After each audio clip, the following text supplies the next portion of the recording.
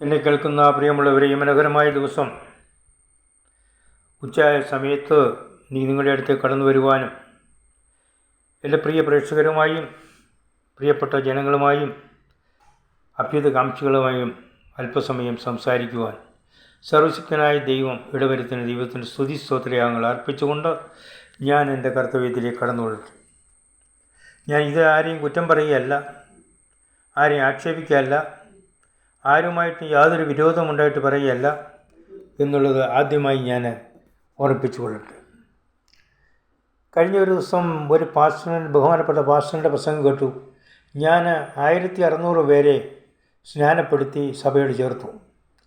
വേറൊരു പാസ്റ്റർ പറഞ്ഞു, ഞാൻ 2500 പേരെ സ്നാനപ്പെടുത്തി സഭയോട് ചേർത്തു. വേറൊരാൾ പറഞ്ഞു, ഞാൻ അങ്ങനെ ഒരുപാട് പേര് ഭക്തന്മാരായ ആളുകൾ പറഞ്ഞു, ഭക്തന്മാരായ ആളുകളെന്ന് പറയുന്നവരും പറഞ്ഞു, ഞങ്ങൾ ഇത്ര പേരെ സഭയോട് ചേർത്തു. എത്ര പേര് സ്വർഗത്തിൽ പോകുമെന്നുള്ളതാണ് എനിക്ക് ചിന്തയുള്ളത്. നിങ്ങൾ സഭയോട് ചേർത്തു, നിങ്ങളുടെ സഭയിലെ ആളുകൾ കൂടി 7000, 8000, 10000, 50,000 പേരുണ്ട് മെമ്പേഴ്സ്. എല്ലാവരെയും കർത്താവ് യേശു ക്രിസ്തുവിൻ്റെ നാമത്തിൽ അല്ലെങ്കിൽ പിതാപുത്രൻ പരിശുദ്ധാത്മാവിൽ സ്നാനപ്പെടുത്തി സഭയോട് ചേർത്തു എന്ന് നിങ്ങൾ പറയും. പക്ഷേ എത്ര പേര് സ്വർഗത്തിൽ പോകും? ഈ സ്നാനപ്പെടുത്തിയ ബഹുമാനപ്പെട്ട പാസ്റ്റർ പോകുമോ എന്നുള്ളത് എനിക്ക് സംശയം. അങ്ങനെയുള്ള സാഹചര്യമാണ് ഈ ലോകത്തിൽ കണ്ടുവരുന്നത്. ഞാൻ കുറ്റം പറയല്ല, ഞാൻ നേരെ ദുഷിക്കുകയല്ല. നോഗയുടെ കാലത്ത് ലക്ഷോപലക്ഷം ജനങ്ങളുണ്ടായിരുന്നു. പക്ഷേ ജലപ്രളയത്തിന് രക്ഷപ്പെട്ടത് വെറും ഒരു കുടുംബം മാത്രം. അതുപോലെ കർത്താവിൻ്റെ രണ്ടാമത്തെ വരവിൽ ലക്ഷോപലക്ഷം ജനങ്ങളുണ്ട്. നിങ്ങൾ സ്നാനപ്പെടുത്തിയവരുണ്ട്, നിങ്ങൾ കുർബാന കൊടുത്തവരുണ്ട്, നിങ്ങളുടെ സഭയിൽ വരുന്നവരുണ്ട്, ദിവസവും ഞായറാഴ്ചയും ശനിയാഴ്ചയും ഒക്കെ സഭയിൽ വരുന്നവരുണ്ട്, ഉപവാസ പ്രാർത്ഥന കൂടുന്നവരുണ്ട്. എത്ര പേര് സ്വർഗത്തിൽ പോകും എന്നുള്ളത് നാം മനസ്സിലാക്കണം. വളരെ ചുരുക്കം പേര് മാത്രമേ കാണത്തുള്ളൂ. എൻ്റെ സഭയിൽ 7000 മെമ്പേഴ്സ് ഡെയിലി വരുന്നുണ്ട്. ശരിയാ, നല്ലത് തന്നെ. ദൈവത്തെ പാടിസ്തുതിക്കും, നല്ലത് തന്നെ. സാത്താനും പാടിസ്തുതിക്കും, നല്ലത് തന്നെ. പക്ഷെങ്കിൽ എത്ര പേര് സ്വർഗത്തിൽ പോകും എന്നുള്ളത് നിങ്ങൾക്ക് പറയാൻ സാധിക്കുമോ? ഒരിക്കലും സാധിക്കത്തില്ല. നിങ്ങളെക്കൊണ്ട് പറ്റുകയുമില്ല എന്ന് ഞാൻ തീർത്ത് പറയാം.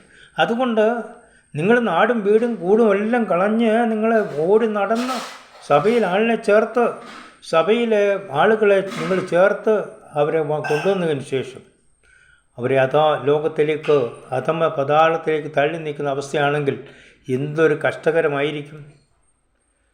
നമ്മൾ പല പെന്തിക്കോസുകാരെ കുറ്റം പറയാം. പെന്തിക്കോസ് വിഭാഗങ്ങളിൽ കറുത്തവർഗം വെളുത്തവർഗം എന്നുള്ള ചിന്തയുള്ളതായിട്ട് കഴിഞ്ഞ കുറേ നാളുകളായിട്ട് വാട്സപ്പിൽ, യൂട്യൂബിൽ, ഫേസ്ബുക്കിലൊക്കെ കാണാൻ സാധിച്ചിട്ടുണ്ട്.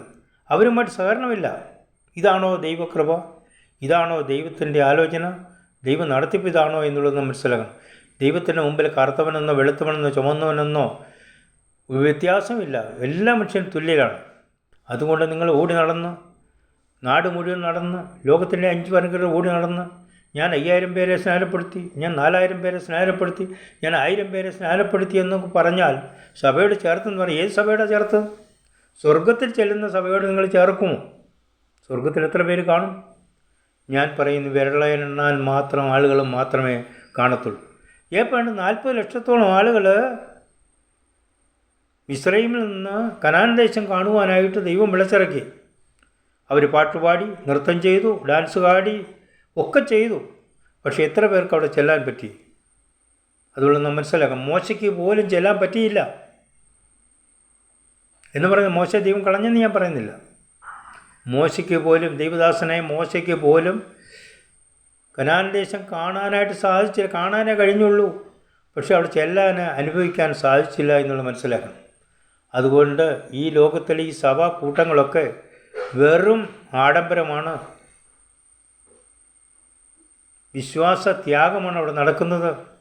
പല പാസ്റ്റർമാർ പ്രസംഗിക്കുന്നത് കേട്ടു, മത്തായി. നിങ്ങൾക്ക് അറിയത്തില്ലേ, ദൈവം പറയുന്ന ആളിനെ ഇങ്ങനെ എന്നൊക്കെ പറഞ്ഞു മത്തായി ആക്കണം. ദൈവം പറയും ഇന്ന ആൾ എന്ന് പറഞ്ഞാൽ അത് ദൃഢമാണ്. അല്ല അല്ല റാ റീന, അല്ലെങ്കിൽ റേച്ചൽ, അല്ലെങ്കിൽ ലാ ലീല ഇങ്ങനെയുള്ള പേര് പറയുന്ന എന്തോരം മണ്ടത്തനമാ പാസ്റ്ററെ, അതങ്ങ് കളഞ്ഞുകൂടായോ എന്നുള്ളതാണ് എനിക്ക് പറയുന്നത്. പാസ്റ്റർ ദൈവഭക്തനായിരിക്കാം, നല്ലവരാണ്. പക്ഷേ ദൈവം വെളിപ്പെടുത്തുമ്പോൾ എല്ലാം ശരിയായി വെളിപ്പെടുത്തും. അല്ലാതെ ലാലു മറിയാമ്മ ഇങ്ങനൊന്നും ആരും ദൈവം വെളിപ്പെടുത്തത്തില്ല. ദൈവം കറക്റ്റായിരിക്കും.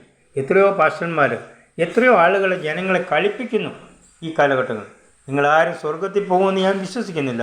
നിങ്ങൾ ചിലപ്പം നാടും വീടും ഒക്കെ വിട്ട് 10,000 സ്നാനപ്പെടുത്തി കാണും. ശരിയായിരുന്നു, നല്ലത് തന്നെ, അത് നല്ലൊരു പ്രവൃത്തിയാണ്. പക്ഷേ സ്വർഗത്തിൽ എത്ര പേര് പോകും, ഈ പാസ്റ്ററും പോകുമോ എന്നുള്ളത് എനിക്ക് സംശയമാണ്. പോകാട്ട് സാധിക്കട്ടെ, അതാണ് ഈ പ്രാർത്ഥന. അല്ലാതെ നരകത്തിൽ പോകുന്നതിന് ഇടവരുത്തരുത്. അവിടെ ചെന്നാൽ ഇവരെല്ലാം ഈ പാസ്റ്ററെ കുറ്റം പറയും, അല്ലെങ്കിൽ ഈ ദൈവഭക്തനെ കുറ്റം പറയും എന്ന് പറയും, ദൈവഭക്തനെ കുറ്റം പറയും, അല്ലെങ്കിൽ ഈ പുരോഹിതന്മാരെ കുറ്റം പറയും. അതുകൊണ്ട് ദൈവനാമത്തിൽ ഞാൻ പറയുന്നു, ദൈവരാജ്യത്തിലേക്ക്, സ്വർഗരാജ്യത്തിലേക്ക് കർത്താവ് വരുമ്പോൾ അവിടെ പോകുവാനായിട്ട് നിങ്ങൾ ഒരുക്കമുണ്ടോ എന്നുള്ളതാണ് ഈ സമയത്ത് എനിക്ക് പറയാനുള്ളത്. ഞാൻ ആരെയും കുറ്റം പറഞ്ഞതല്ല, കാണുന്ന കാര്യങ്ങൾ കേൾക്കുന്ന കാര്യങ്ങൾ മാത്രം പറഞ്ഞതേ ഉള്ളൂ. Thank you very much. എൻ്റെ പേര് ബേബി മലശ്ശേരി. എൻ്റെ phone number 6238290270 6238290270. Thank you very much.